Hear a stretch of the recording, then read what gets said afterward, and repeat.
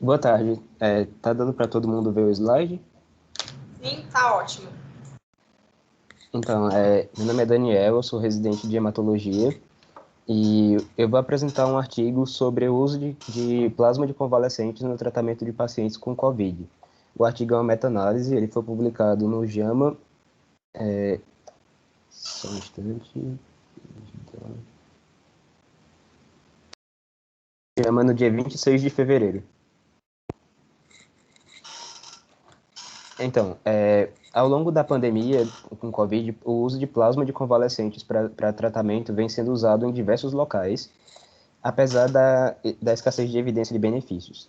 Afinal de contas, é uma doença nova, não se conhecia, ainda não deu tempo de realizar a maior parte dos ensaios. Tem vários ensaios em condução, mas ainda não publicados, mas em virtude de evidências preliminares favorecendo o uso de plasma, nos Estados Unidos foi liberado o uso emergencial do plasma em agosto de 2020. Poucos estudos conseguiram ser publicados em periódicos revisados até agora, mas, mas alguns estudos já estão liberando resultados preliminares na forma de press release, que são notas de imprensa, ou como artigos pré-print. Em parte, dentre esses estudos que liberaram notas preliminares, o mais relevante de todos é são os estudos da plataforma Recovery, são os maiores, são vários estudos conduzidos pelo mesmo grupo de pesquisa da Universidade de Oxford, no Reino Unido, com pacientes de todo o Reino Unido. E são vários ensaios clínicos testando várias terapias. Desde o início, eles já testaram plasma de convalescentes, já testaram hidroxicloroquina, tocilizumab e diversas outras formas terapêuticas inicialmente propostas. A maior parte dos estudos ainda está em andamento, não foi concluído, mas eles estão liberando na forma de press release no site deles. O Recovery ele tem uma página que é acessível para a população em geral, na qual ele coloca o resultado desses estudos preliminares. E são, o Recovery é o estudo que inclusive, levou ao uso da dexametasona, inicialmente na dose de 6 miligramas. Foi o protocolo deles que estabeleceu a eficácia do tratamento. Mas o estudo que eu vou apresentar, na verdade, é uma meta-análise que fez uma revisão de diversos estudos do tipo ensaio clínico randomizado que foram conduzidos até agora com plasma. Como é que eles fizeram esse estudo? Inicialmente, dois dos pesquisadores do artigo fizeram uma busca independente, né, em 3 plataformas, o PubMed, o Cochrane e o Living Overview of Evidence, procurando estudos que já tivessem sido publicados em revistas e estudos revisados. E nessa busca inicial, eles no final das contas só encontraram 4 estudos. Por isso, eles decidiram incluir também os press releases e os estudos pré-print, sem fazer nenhuma restrição de idioma ou país. Isso acabou ampliando o número de estudos que eles podiam apresentar, mas lembrando que existe aí o viés de eles terem incluído estudos que não foram revisados.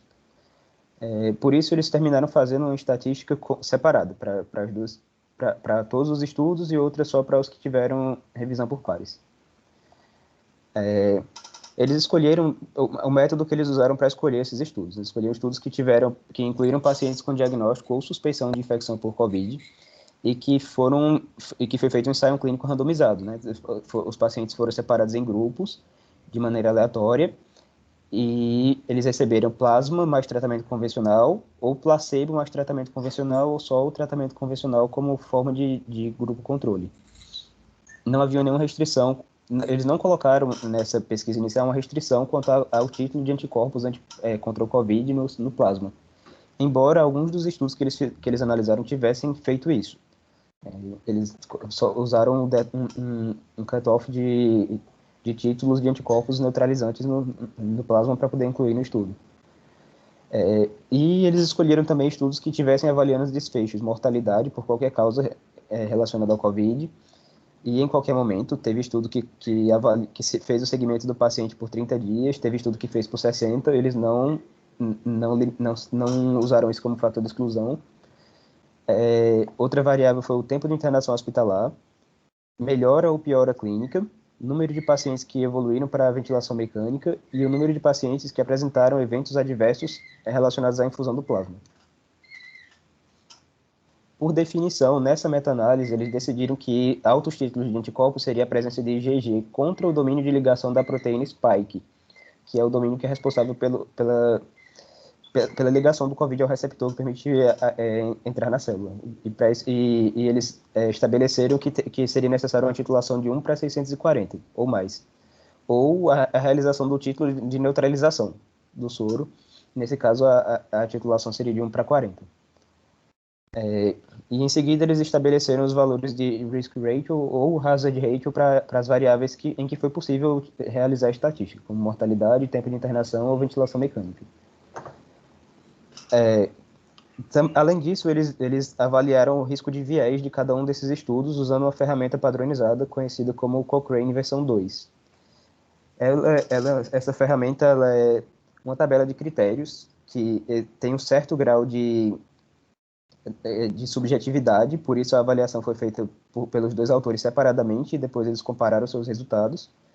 E um terceiro membro da equipe foi chamado para desempatar, em caso houvesse divergência. Então, no final das contas, apenas 4 ensaios clínicos randomizados publicados em periódicos foram selecionados. E desses ensaios, no total, foi de 1.060 pacientes participantes. Além disso, outros 5 ensaios randomizados pré-print foram selecionados, contribuindo aí com 316 participantes.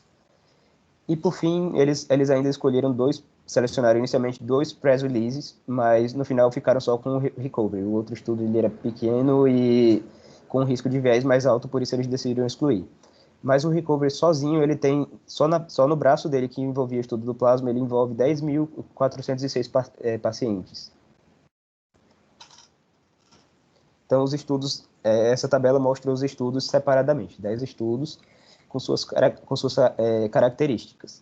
A gente vê os que foram publicados em jornais, os pré-print e o press release, que no caso seria o recovery. Então, também a gente coloca o número de participantes. E a gente pode ver dessa tabela que eles também colocaram informações como se o estudo selecionou para participação o plasma que continha títulos elevados de anticorpos contra a COVID, e a gente vê que em alguns não foi estabelecido um mínimo. Em primeiro lugar, havia uma divergência entre eles de qual seria o valor necessário para utilizar o plasma, e alguns não colocaram o mínimo, alguns não disseram se estabeleceram um mínimo ou não. Foram os 2 últimos que deixaram não claro. No caso do recovery, pode ser porque o que eles analisaram foi o press release, não foi o artigo em si, que ainda não foi publicado. E as informações do press release elas são mais resumidas. Pode ser que eles tenham utilizado depois, que eles liberem depois essa informação. Também há uma divergência muito grande na forma como o plasma foi utilizado em cada um desses estudos. Não tem uma padronização. A gente vê, alguns fizeram uma dose por quilo, outros fizeram uma transfusão única de 250, outros fizeram mais de uma transfusão, não teve um padrão, e isso não foi um critério de exclusão nem de inclusão para nenhum dos estudos nessa meta-análise. Também não foi utilizado como critério, não tem uma padronização, e por isso não foi utilizado como critério o tempo entre o início dos sintomas e a administração do plasma. E como eu disse, haviam 2 tipos de grupo de controle. Ou o grupo de controle era apenas o tratamento padrão, ou era tratamento padrão mais placebo. Também não teve uma padronização nisso. E, por fim, quais foram os resultados nas associações de desfechos, né, entre uso ou não de plasma de convalescentes para tratar COVID. Os estudos que já foram publicados, que representavam apenas 4 do total de 10 estudos, e que tinham uma contribuição de número de pacientes bastante restrita, de 1.000 pacientes, aproximadamente, não existe uma diferença estatisticamente significante. A mortalidade foi discretamente menor nos pacientes que receberam plasma, mas depois eu vou colocar o gráfico, o intervalo de confiança não favorece, não dá para confiar nesse estudo. nessa meta-análise. O tempo de internação, na verdade, foi um pouco maior entre os pacientes que receberam plasma, mas também não tem significância estatística. E o uso de ventilação mecânica foi menor nos pacientes que receberam plasma, mas igualmente sem significância estatística. Esse mesmo padrão se repete quando a meta-análise inclui todos os estudos, inclusive o recovery, com a mortalidade discretamente maior para os... tirando a mortalidade, né? Foi discretamente maior para quem recebeu plasma, um tempo de internação maior para quem recebeu plasma e apenas a ventilação mecânica foi menor, mas, independente disso, todos os resultados não tiveram significância estatística. Quanto aos outros desfechos que eles pretendiam analisar inicialmente, a parte de piora ou melhora clínica e a questão sobre eventos adversos pela administração do plasma, não foi possível realizar uma estatística, não foi possível contabilizar por causa da falta de padronização entre esses estudos. O que eles usavam como critério para definir melhor ou pior não foi padronizado. Cada estudo avaliou isso da sua própria maneira, então não era possível fazer uma estatística no fim. E, na verdade, nem todo estudo relatou isso também. Apenas 5 dos estudos falavam sobre melhor ou pior clínica e uma quantidade ainda menor falou sobre eventos adversos, foram só 3, relacionados à infusão de plasma. E o que eles incluíam como evento adverso também era divergente, porque alguns estudos incluíram a morte como evento adverso relacionado ao plasma, sendo que, em princípio, ela poderia ser relacionada à doença também. Não ficou muito claro como é que eles iam separar a relação entre o uso de plasma e óbito relacionado à doença. Então, esse é o gráfico que mostra os valores de redução de risco ou aumento de risco com os seus intervalos de confiança entre cada um dos estudos e por fim, na meta-análise. Quando a gente avalia o intervalo de confiança, ele é um número que gira em torno do 1, né? Ele pode ser, quando ele é menor do que 1, ele está favorecendo, ele mostra que há uma redução do risco do desfecho desfavorável para o uso de plasma, e quando ele é maior do que 1, ele está mostrando o contrário, que o plasma aumenta o risco relacionado ao desfecho desfavorável que está sendo avaliado. E o intervalo de confiança representa a variabilidade esperada para o valor que foi analisado, né? Então, assim, a gente considera que um estudo é confiável quando o intervalo de confiança inteiro dele está só de um lado, ou como um fator protetor, ou seja, menor do que 1, ou como um fator de risco maior do que 1. E individualmente a gente já vê que nenhum dos estudos tem um intervalo de confiança que fica totalmente numa faixa só. Todos os estudos não têm significância estatística individualmente. A composição dos estudos é representada por esse diamante embaixo. Opa, só um instante. Esse diamante aqui embaixo. Eles fizeram eles fazem uma espécie de média entre os valores de intervalo de confiança para criar o intervalo de confiança da meta-análise. E o intervalo de confiança da meta-análise para essa variável que está sendo estudada, que é a mortalidade, também não tem confiabilidade. Ele atravessa, ele tanto mostra que os resultados poderiam variar entre proteger ou aumentar o risco de morte com o uso de plasma. E isso acontece tanto quando a gente usa só os estudos que já foram publicados, quanto embaixo quando o segundo diamante, que analisa o somatório de todos os estudos. Então, nem o estudo individualmente, nem a meta-análise de todos os estudos conseguiu comprovar benefício em redução de risco de mortalidade, nem em aumento da mortalidade no uso de plasma em pacientes com COVID. E as outras duas variáveis em que foi analisado, em que foi possível realizar uma estatística de intervalo de confiança, que foram o tempo de internação hospitalar e a evolução para a ventilação mecânica, seguem o mesmo padrão. Nenhum dos estudos individualmente tem um intervalo de confiança que dê para considerar estatisticamente relevante, confiável, e o somatório também não se aplica, né? Também tem o mesmo problema. De novo, aqui o diamante de cima representa apenas os estudos que foram feitos, que foram publicados, e o segundo diamante representa o somatório de todos os 10. E o motivo para o primeiro diamante ser bem maior é porque, como eu estudo com menos pessoas, o risco dele ter uma variabilidade aleatória nos seus resultados é maior. Quanto à questão de risco de viés nos estudos, a maior parte dos estudos tinha um risco baixo de viés para essas variáveis que foram analisadas, tirando 3 deles que tinham um risco mais elevado. um risco intermediário. Então, é feita a discussão a seguir no artigo sobre os resultados dessa meta-análise, né? Como eu disse, não foi possível demonstrar que, nessa meta-análise que houve um benefício, e nem malefício também, no uso de plasma nos pacientes como forma de tratamento para o COVID. E tem a questão também de que o recovery acabou tendo um peso muito maior sobre a composição final da meta-análise por causa da quantidade de pacientes envolvidas, ser muito maior do que nos outros, né? Tem 10 mil só dele. Mas, independente disso, os outros estudos também não foram divergentes, não encontraram um resultado que fosse antagônico ao recovery.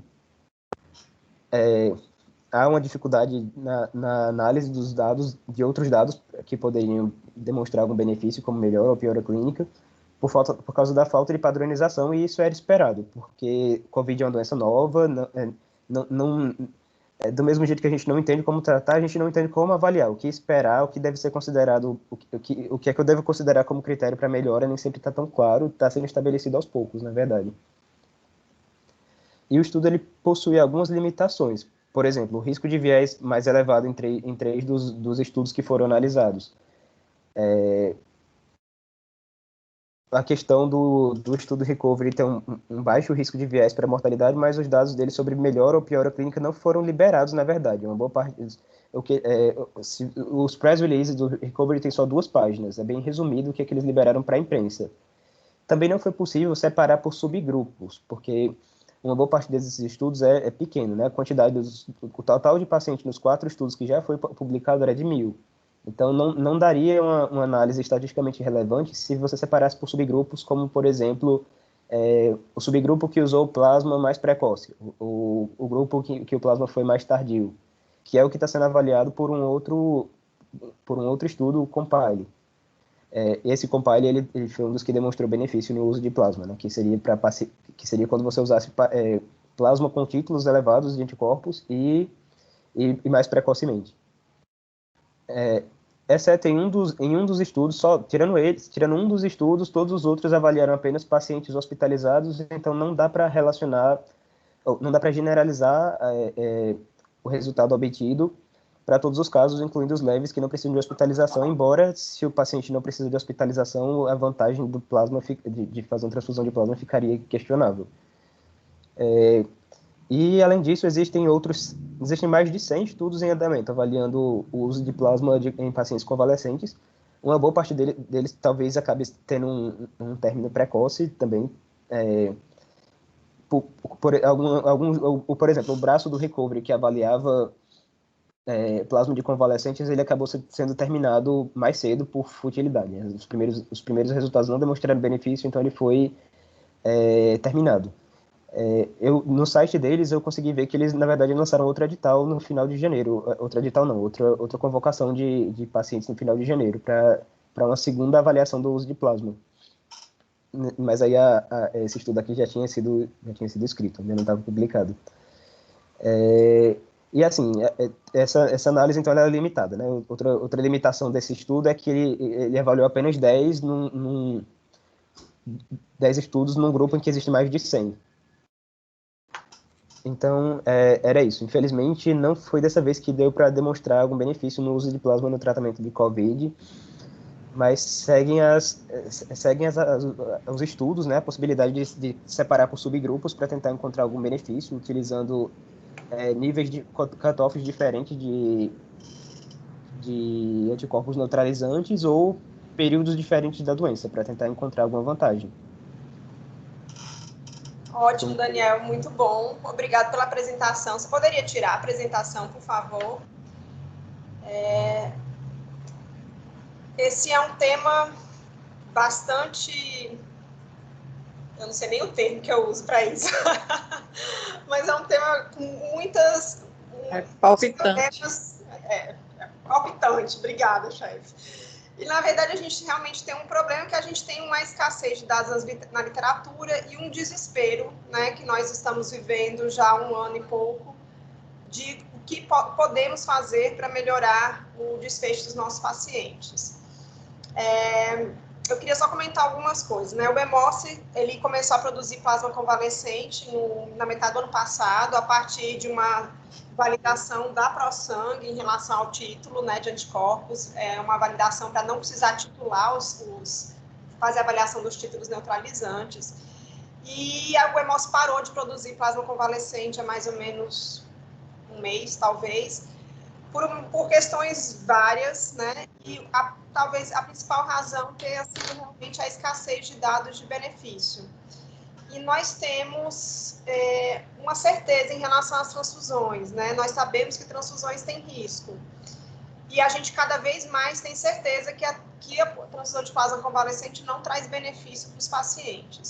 A nossa produção de plasma convalescente nunca foi um intuito de diretamente indicar essa terapêutica para os pacientes com COVID, principalmente que a gente não tinha evidência na literatura e a gente não tem nem a possibilidade de fazer isso de uma forma adequada, né? A gente teria a possibilidade de fazer como pesquisa clínica ou o uso compassivo, que foi o que a gente acabou optando por fazer. Quer dizer, a gente queria ter o produto para que se algum médico que estivesse avaliando o paciente naquele momento em que a gente não tinha dado na literatura, tivesse o desejo de transfundir plasma convalescente, a gente pudesse ofertar esse plasma com uma segurança, né, mínima, um título avaliado, e que a gente pudesse ter essa possibilidade, essa ferramenta, essa forma de tratamento, apesar de não se ter uma certeza do benefício, a gente poderia ser que tivesse alguma coisa de benefício nesse momento. O que a gente sabe hoje é que, provavelmente, em grande parte do Brasil, talvez em grande parte do mundo, o plasma convalescente que está sendo indicado no momento errado, né? Então, o primeiro trabalho com plasma convalescente foi com paciente já há 30 dias de UTI. Então, esse é um paciente que parece que provavelmente não tem benefício mesmo, né? Quanto mais cedo, talvez você coloque esse plasma convalescente para o paciente, talvez nesse momento a gente tenha algum benefício. Até um artigo que eu já tinha visto hoje de manhã na página do ISBT, da Vox Sanguínea, que a Elida me mandou até para discutir, que na verdade é um comentário, né?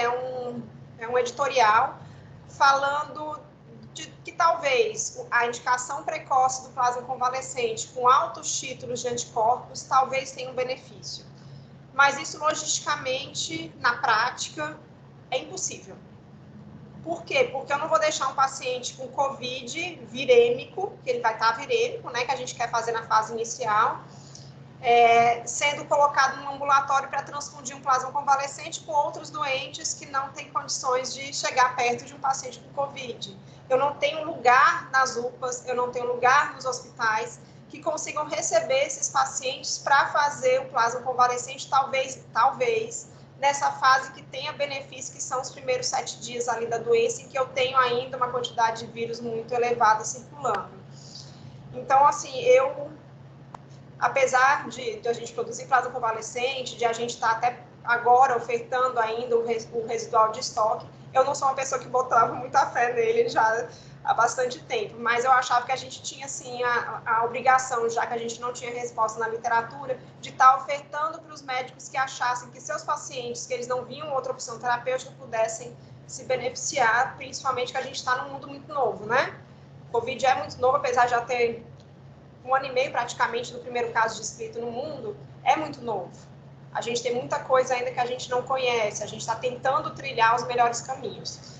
E eu queria só introduzir, né, falar meu ponto de vista em relação a isso e deixar aberta essa discussão para que todos possam participar, que eu acho que realmente é muito palpitante e vale a pena opiniões, porque eu acho que a gente não consegue fazer nada além de dar opinião nesse momento, né?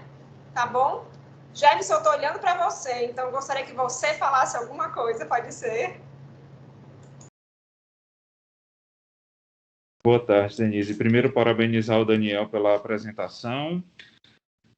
Bastante seguro, explicou a parte estatística, né, de uma maneira bem didática. Eu acho que até quem não estava muito familiarizado com a interpretação, acho que conseguiu entender muito bem.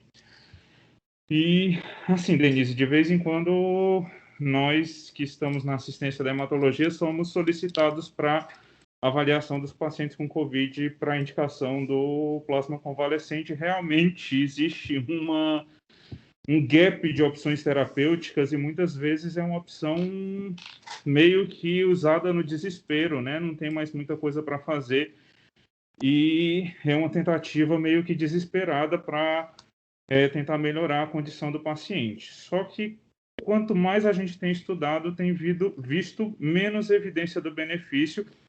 E eu concordo com você que talvez o momento de fazer o benefício é no momento que o paciente ainda não está grave, que pudesse ter um potencial benefício no momento que o paciente ainda não está grave. E aí nós temos um problema bem grave de levar esse paciente que não está grave, que por outro motivo não necessitaria de assistência hospitalar para essa condição. Então, muita gente tem nos questionado isso, né? Ao início dos sintomas, ainda um paciente que tem sintomas bastante leves, mas que são pacientes de maior risco, diabéticos, hipertensos, obesos, para fazer o plasma convalescente, realmente existe uma dificuldade logística e dado balizando essa conduta. Né, Denise? Então, por enquanto, especialmente dentro dos hospitais, especialmente na fase de maior gravidade, que a gente está vendo que não tem tanto benefício, eu acredito que não deva ser indicado. Eu queria só complementar uma coisa, que eu acho que todo hemoterapeuta tem isso para falar, né? Que plasma tem risco, né? Além do risco de transmissão de doenças infecciosas, que está cada vez menor, mas a gente tem risco de sobrecarga circulatória associada. Polêmica, isso. A gente tem risco de trale, né? Então, assim, não é uma coisa tão simples, né? Não é um procedimento inócuo. E isso a gente tem certeza. Há um tempo atrás a gente foi discutir o protocolo de neonatologia da MEAC, né? E aí tinha muita divergência na literatura sobre protocolos restritivos e liberais. E a nossa conversa foi, eu tenho certeza que transfusão tem risco. E eu não tenho certeza se vai ter benefício a gente transfundir. Por que a gente está fazendo isso, então, de forma liberal, né? E eu acho que essa conversa, ela deve, sim, se encaixar nesse mesmo momento. Eu sei que tanto transfusão tem risco. Por que eu vou estar expondo o meu paciente se eu não tenho um benefício comprovado dessa terapêutica, né? E esse artigo da Vox Sanguíneo também colocou uma coisa que eu acabei esquecendo de citar, que é a questão do diagnóstico, né? A gente está vendo, infelizmente, pacientes sem diagnóstico de COVID, não tem PCR ainda feito com indicação de plasma. Ou o PCR negativo, que a gente soube, inclusive, de paciente com PCR negativo e o plasma sendo indicado. Então, assim, é muito complicado a gente estar vivendo num mundo sem certezas, né? Fazendo sem nenhuma certeza um tratamento que eu não tenho certeza nem para que funciona para aquela doença que eu estou fingindo tratar. Então, eu acho que é um tema que realmente a gente tem que ter muito cuidado, né? A gente está vendo algumas indicações muito frequentes no interior. A gente está tendo muita demanda de um interior específico, de um hemocentro regional específico, que é uma coisa que nem Fortaleza tem, provavelmente, a demanda que tem lá. E isso me preocupa, né? Surgiu, acho que um Ibope aí, grande, plasma convalescente, mas acho que a gente tem que botar o pé no freio. A gente tem que botar o pé no freio, porque a gente benefício para os pacientes que aquele plasma está sendo indicado, a gente não tem nenhuma evidência na literatura, né? E aí, gente? Quem mais quer opinar? Oi, doutora Denise? Oi? Estão me ouvindo? Opa, estamos sim. Doutora Denise, eu vi uma discussão bem interessante a respeito do plasma convalescente nos pacientes que estão fazendo quimioterapia, principalmente com os do rituximab, né, os pacientes com linfoma, que tem depleção da imunidade humoral, e esse grupo específico de paciente poderia ter algum benefício com relação ao uso do plasma de convalescente, né? Eu não vi nenhum trabalho mostrando evidência para esse grupo de benefício, um corte com esse grupo específico, mas, assim, eu achei interessante pela discussão da biologia em si, né? Realmente que teria algum sentido por trás disso, mas realmente benefício científico comprovado, eu não cheguei a encontrar algum trabalho demonstrando isso. Eu acho que talvez até tenha benefício, né, PH? A questão é onde que eu vou fazer um plasma convalescente nesse paciente nos 7 primeiros dias da doença, sendo que é o que eu imagino que talvez tenha realmente benefício de alguma coisa, né? Eu acho que é muito complexo toda essa discussão em relação a esses pacientes particularmente, porque eu acho que a gente nunca vai ter essa resposta da literatura. A gente não tem resposta para a população, né? Uma população maior, imagina a gente selecionar esses pacientes. Mas, realmente, base teórica eu acho que tem, né? É um paciente que não vai formar anticorpo. E talvez ele tenha, sim, algum benefício. Base teórica tem. Ô, Denise, eu acho que vale a pena a gente falar agora, não necessariamente sobre plasma convalescente, né, mas considerando quem está participando e considerando até o rituximab que o Paulinho falou,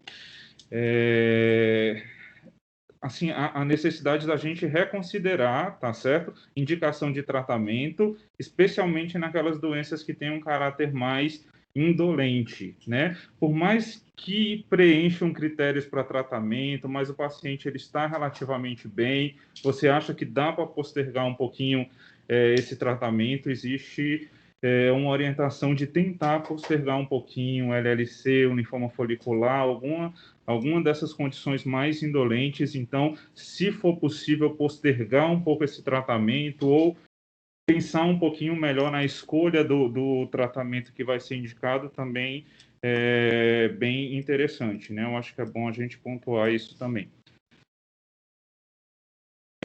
Excelente, eu acho que é isso mesmo. Hoje a gente tem que pesar tudo que a gente está fazendo mais do que o habitual, né? E realmente essas doenças a gente pode esperar, principalmente nessa fase agora que a gente está vivendo, né?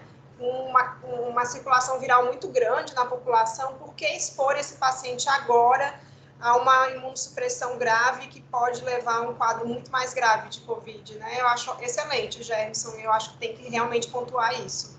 Muito bom. Quem mais, meu povo?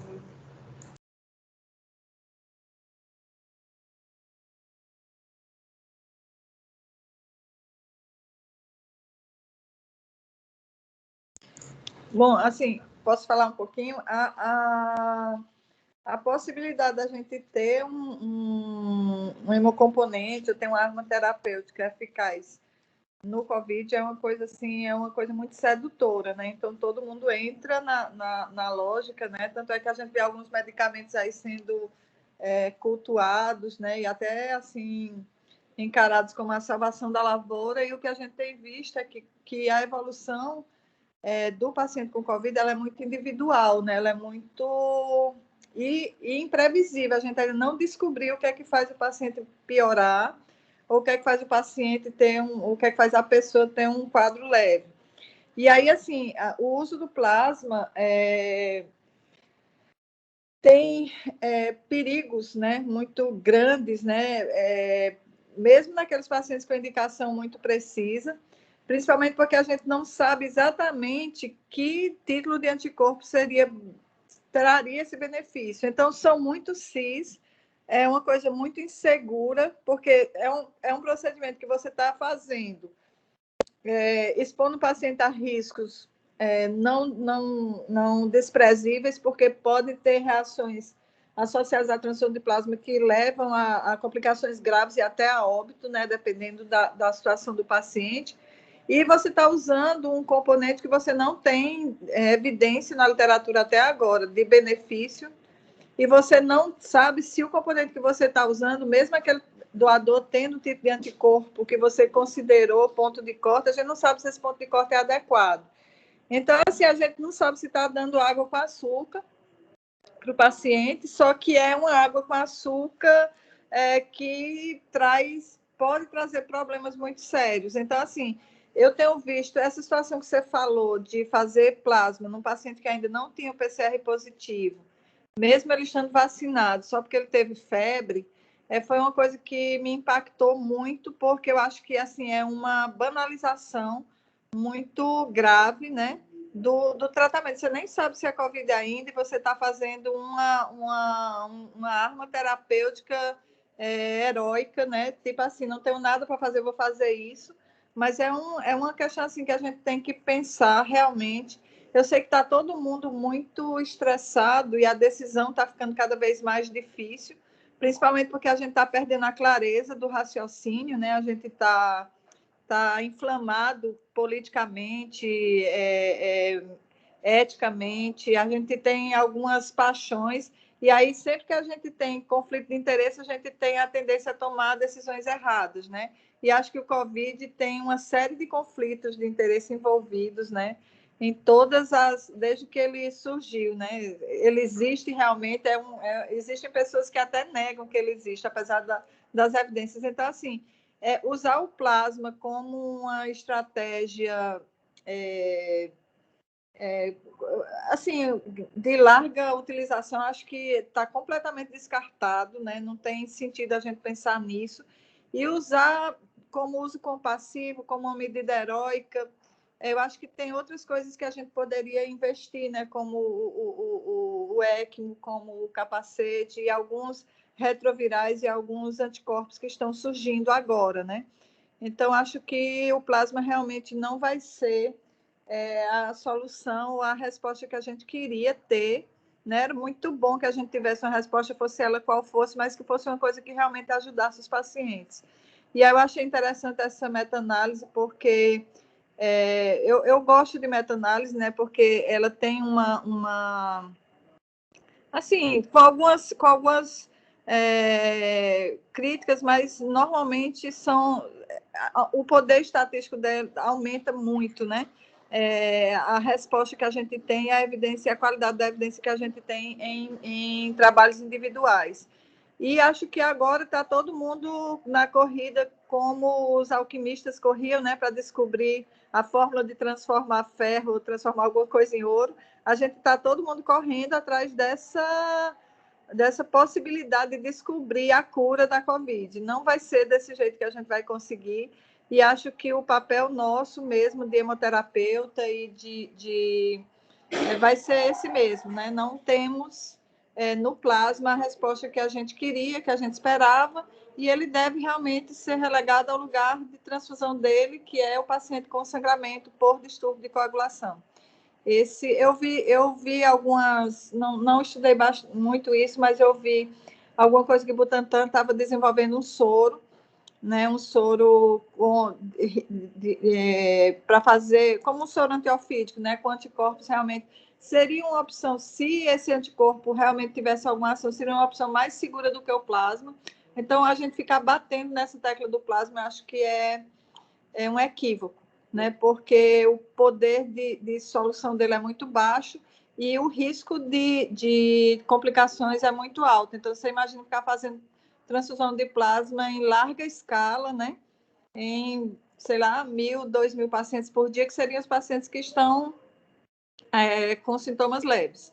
Né? Então, é um negócio, assim, impensável. Primeiro, porque a gente não tem doador para isso, e segundo, porque a gente ia ter uma potencialização de risco altíssimo, né? E aí a gente não sabe o que é que a gente teria no futuro de contaminação, de doença, contaminação de doenças transmissíveis pelo sangue, mesmo na situação de segurança que a gente tem hoje, a gente sabe que tem um risco residual de transmissão, taco, reações alérgicas, e que problemas a gente traria, né, de uma estratégia dessa. Então, acho que realmente cada vez mais a gente está funilando, né, e vendo que a resposta é essa mesmo. O plasma é para paciente com sangramento e repõe fator de coagulação.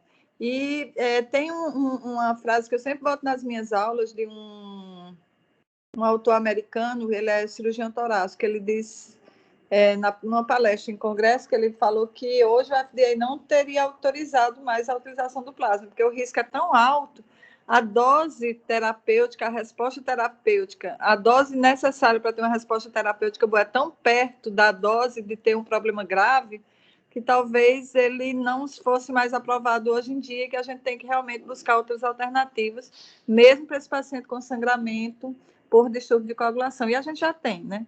A gente já tem, é só uma questão da gente começar a pensar nisso de uma forma diferente, né? E deixar de querer simplificar aquilo que não é simples, né? Tem coisas que não podem ser simplificadas. Então, e eu gostei realmente muito eu estou gostando tanto dessas apresentações, meu Deus do céu. Estou me sentindo feliz porque, assim, a qualidade das apresentações está muito boa. Parabéns para vocês que estão organizando e para os meninos que estão apresentando.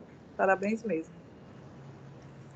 Muito bom. Eu queria só pontuar mais uma coisinha que eu esqueci de falar de novo, que é que a gente tem uma nota técnica da Anvisa que quem foi vacinado não pode doar plasma convalescente, tá? E a gente tem que lembrar ainda desse detalhe, né? E a gente, dentro do EMOS, a gente tinha uma boa parte dos nossos doadores de plasma convalescente profissionais de saúde, e estão todos já vacinados, quer dizer, eles poderiam, mesmo se a gente optasse por manter essa rotina, eles teriam que sair da lista dos doadores, porque eles não podem mais doar, né? Tá bom? Outra coisa que eu queria falar, Denise, é o estresse a que as famílias estão sendo submetidas, sabe? Porque os serviços estão terceirizando um pouco essa... Não sei se vocês são da fase de... Se vocês conhecem o OLI, né? Aquela brincadeira, onde está o OLI? Então, as famílias estão sendo jogadas nessa situação, né? Arranje o doador, porque senão seu parente, seu ente querido, seu amor vai morrer. E aí você tem que arranjar esse doador. Como é que você faz isso? Então, eu acho isso assim uma coisa realmente, eu acho cruel. É bem cruel o que está sendo feito com as esposas, com as mães, com os maridos, com os filhos, né? Colocar essas pessoas com a responsabilidade de achar esse doador com título alto, com a ABO compatível, que pode doar, né? Eu acho isso bem perigoso, né? Isso é bem cruel do ponto de vista humano mesmo. Não estou nem falando aí médico mais, eu estou falando do ponto de vista humano. É uma coisa assim que me angustia e me incomoda muito. Tá bom. Mais alguém, gente? Boa tarde. Eu sou aqui do Iguatu, sou médica aqui do Iguatu, tenho 2 colocações só para colocar, ou para dizer. Primeiro é se vocês têm estatísticas de efeitos ruins nesse paciente que tomaram o plasma convalescente, vocês fizeram alguma estatística. E segundo, porque foi feito tanta propaganda a favor do plasma, que agora dizer para uma família que está desesperada e que o plasma não funciona, como é que vocês pensam em desmistificar o plasma, já que chegaram a um consenso que o plasma não é tão eficiente? Desculpa, como é seu nome?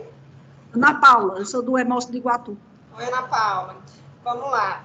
A questão da propaganda, né? Na verdade, nunca existiu propaganda. Existiu a possibilidade de estar ajudando algum colega que precisasse de um mecanismo teórico que nunca foi certeza em relação à utilização do plasma, né? A gente sabe que várias coisas surgem, várias estratégias médicas surgem muitas vezes de desejos, né?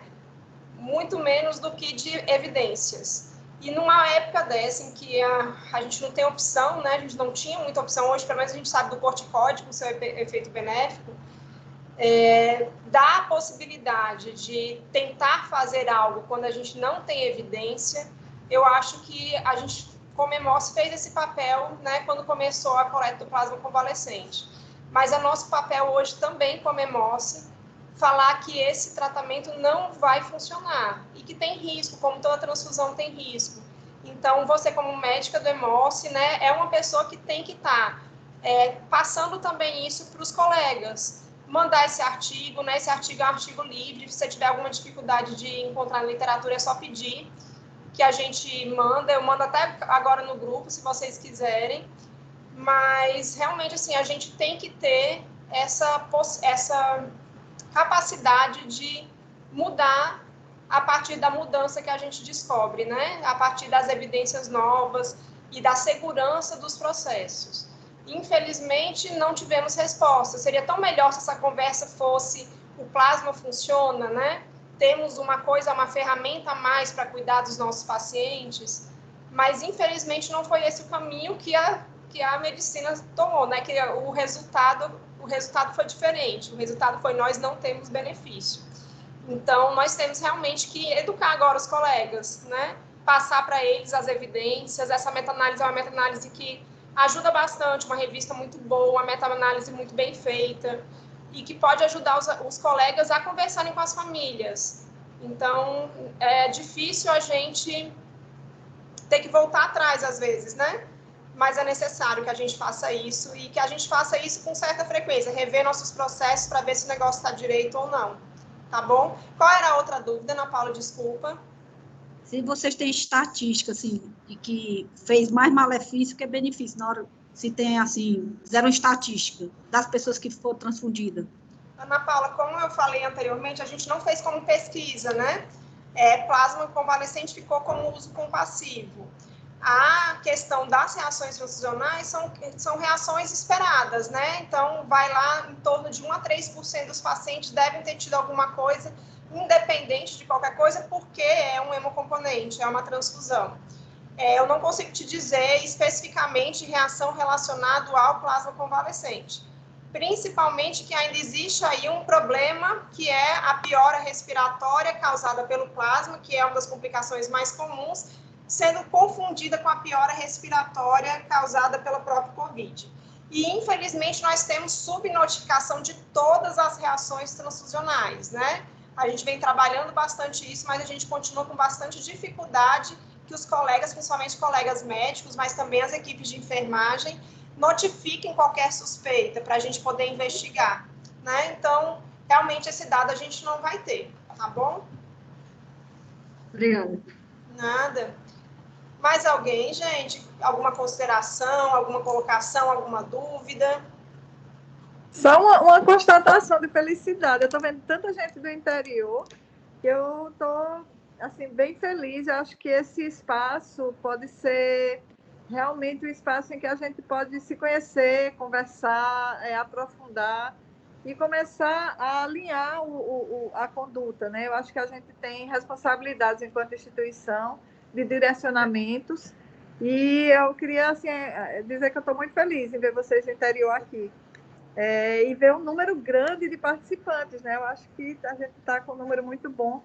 E, assim, a gente tem que estudar, pessoal, a gente tem que estudar não só COVID, como hemoterapia. A gente estuda muito pouco hemoterapia, a gente que não é hemoterapeuta, né? Falando, assim, dos colegas que, mesmo os colegas que fazem mais hematologia clínica, a dedicação à hemoterapia é muito pequena. E aí, assim, acho que essa sessão que já tem uma tradição, né? Eu acho que a gente já está entrando no 3º ano, né? De sessão, talvez 3º, 4º ano de sessão, já tem uma tradição e eu tenho visto assim como o pessoal, os residentes do HU, têm saído mais hemoterapeutas, para uma felicidade tão grande, sabe? Porque vocês não imaginam, há algum tempo atrás, eu não sou tão velha assim, eu cheguei no hospital aqui de Fortaleza e aí o diretor clínico me disse, o que é que você quer fazer, né? Um ambulatório, não sei o quê. Eu digo, não, eu quero ficar na agência transfusional. E aí ele disse assim, mas o que é que um médico faz na agência transfusional, né? Então, assim, se tinha essa ideia de que a agência transfusional e que a transfusão era um ambiente que tinha que ter um médico. Então, eu fico muito feliz de ver isso, porque hoje a gente sabe, todo mundo sabe que tem que ter médico assim, envolvido nesse procedimento, que é um procedimento eminentemente médico, né? A indicação é nossa. Então, isso me dá, assim, uma felicidade grande. E os colegas do interior sejam bem-vindos e se mantenham, né? Toda quarta-feira a gente está aqui, né? Para a gente conversar. Essas dúvidas que a Ana Paula tem são dúvidas que a gente começa a dividir, são ansiedades que a gente começa a dividir e a gente começa a ter argumentos mais claros, mais concretos, né, na hora de que a gente é confrontado, que a gente é chamado a ser consultor de algum serviço ou de algum colega, né, fazer uma interconsulta, alguma coisa assim. Então, isso dá muita parabéns mesmo. Feliz. Eu queria tirar uma dúvida. O Hemos fez a coleta no passado do plasma convalescente, então tem estoque. Atualmente, vindo um médico, digamos, lá na Unimed, que quer discutir tal, o Hemos ainda está liberando os plasmas que tinham coletados mesmo, não tendo tanta evidência, discutindo caso a caso? Não, oi, Kaira. A gente, na verdade, nunca discutiu o caso, certo? A questão do uso compassivo é exatamente a gente produzir sem a discussão, certo? A gente não pode ter interferência na indicação médica. Mas não temos mais plasma convalescente. Eu acho que a gente tinha, a última unidade foi liberada hoje, certo? Então, nós não poderemos mais fornecer, né? Já essa decisão foi tomada já há algum tempo, mas a gente precisa realmente começar a conversar e explicar para os colegas que não tem benefício. Né? A literatura já está aí, né? É isso que a doutora Luciana falou mesmo, porque a gente fica com dó de ver as pessoas desesperadas, pedindo doador para ir lá, e a gente saber que não tem benefício e tentar explicar, mas você não consegue esse impasse, já que já teve essa conversa lá, família, médico assistente. E é isso, a gente tem que conversar com os médicos assistentes, né? A gente tem que começar a divulgar esse conhecimento em relação ao plasma convalescente, para a gente não estar submetendo o paciente a esse risco sem necessidade, né? Esse paciente que está sendo transfundido hoje não tem benefício dessa transfusão, isso a gente já sabe, tá bom? Eu queria parabenizar a apresentação, se puder mandar na meta-análise no grupo, né? Bom para a gente ter como mandar para eles. Obrigada. Perfeito, mando agora. Gente, obrigada, Daniel, excelente apresentação, viu? Muito obrigada, foi ótimo. Obrigado, doutora. E semana que vem a gente vai discutir a transfusão no choque séptico. Combinado? Então tá bom, até semana que vem, gente. Tudo de bom. Eu vou mandar o artigo para vocês. Tchau, tchau. Tchau, pessoal.